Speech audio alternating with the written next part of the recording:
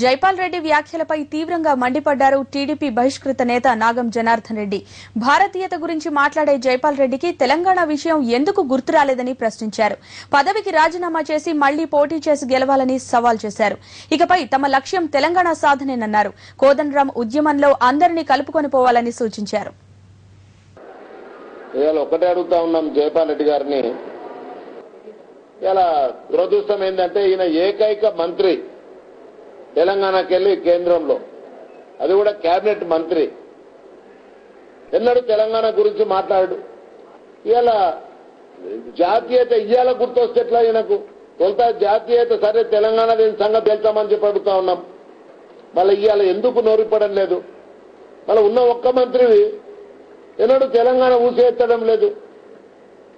ఇలా తెలంగాణ ప్రజలు క్షమించరు, వాళ్ళ ఆగ్రహానికి గురికాక తప్పదు. మీరు తెలుగుదేశం వాళ్ళు తెలుగుదేశం జెండా మీద పెట్టడం జరిగింది. 2 మీటింగ్లలో కూడా అంత క్లారిటీ రావడం లేదు. నేను అందుకనే మొదటి సంది కూడా చెప్పేది ఏంటంటే, తెలుగుదేశం మా అధినేతతోటి ఒక లెటర్ ఇప్పిస్తే అన్ని సభలు చక్కగా జరుగుతాయి. Ruchulu.com, making of Andhra recipes. Recipe videos in Telugu for all varieties of veg, non-veg, baking snacks and desserts. Please visit Ruchulu.com.